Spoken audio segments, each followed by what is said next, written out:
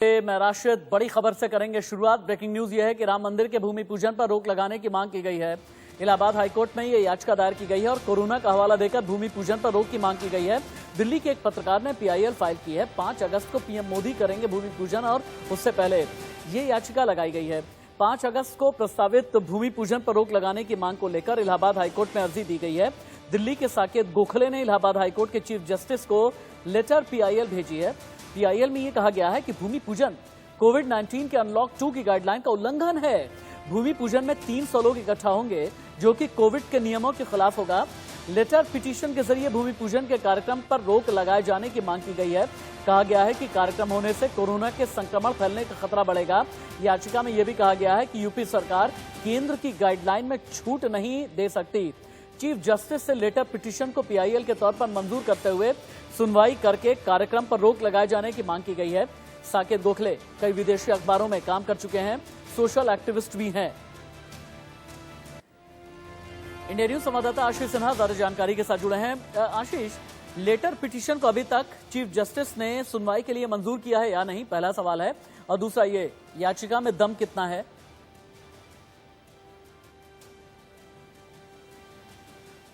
याचिका में ये कहा गया है कि अनलॉक 2 की जो केंद्र सरकार की गाइडलाइन है वो जो 5 अगस्त को जो भूमि पूजन है वो उसमें वॉयलेट करेगी, क्योंकि उम्मीद ये की जा रही है कि भूमि पूजन के दौरान 300 से ज्यादा लोग वहां पर उपस्थित होंगे। लिहाजा कोरोना काल में इसकी इजाजत नहीं दी जा सकती।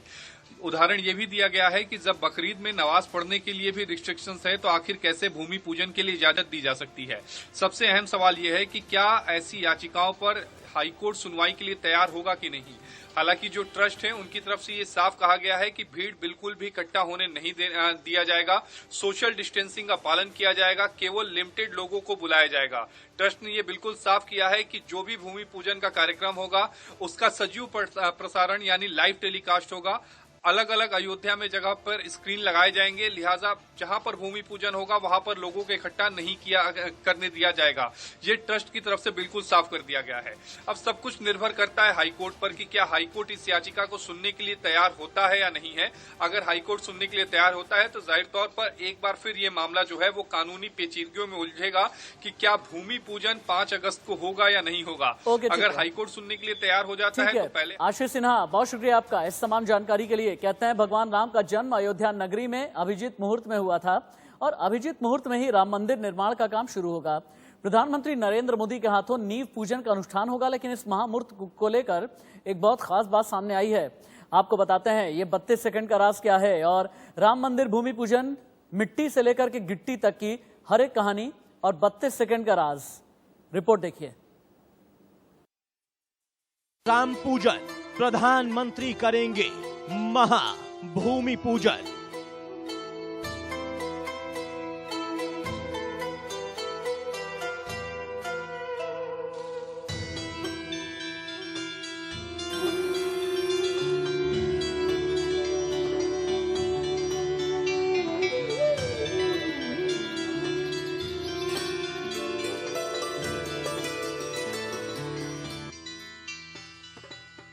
पांच 500 साल बाद मंगल बेला आई। 32 सेकंड में जय जय रघुराई।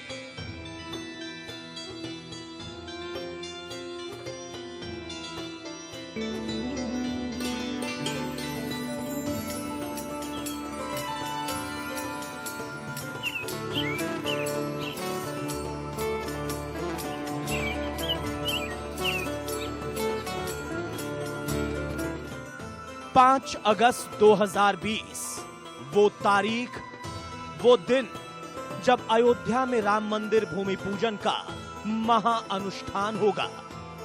भूमि पूजन के लिए इसीलिए बहुत खास मुहूर्त भी निकाला गया है।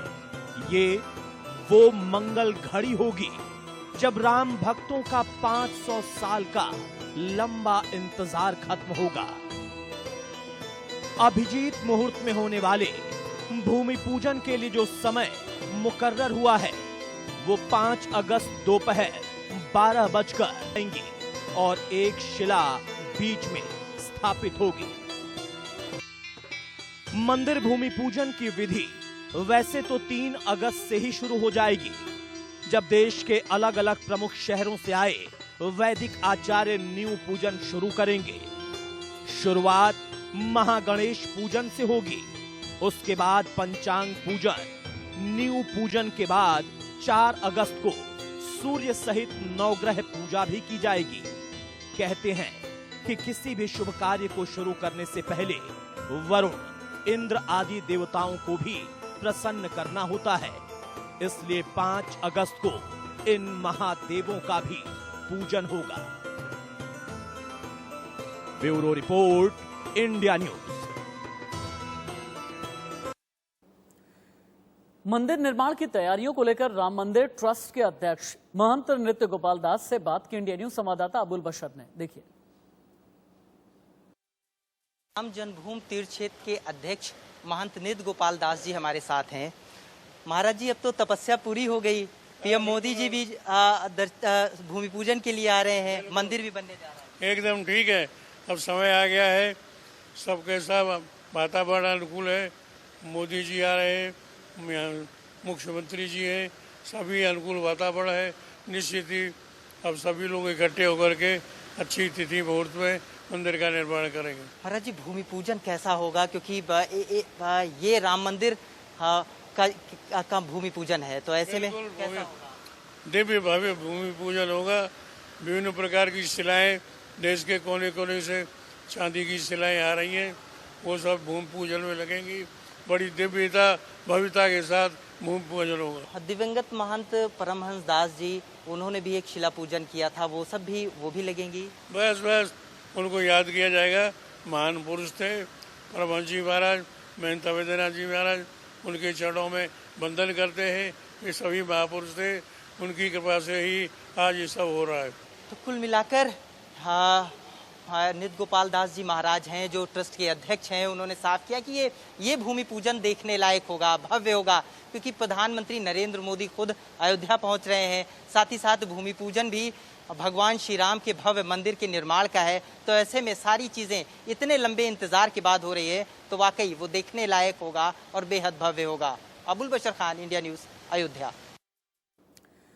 मंदिर निर्माण को लेकर पत्थरों को तराशने का काम तेज हो गया है। राम मंदिर निर्माण कार्यशाला में 30 साल से अपनी निगरानी में काम करा रहे अन्नू सोमपुरा से बात की इंडिया न्यूज संवाददाता अबुल ने।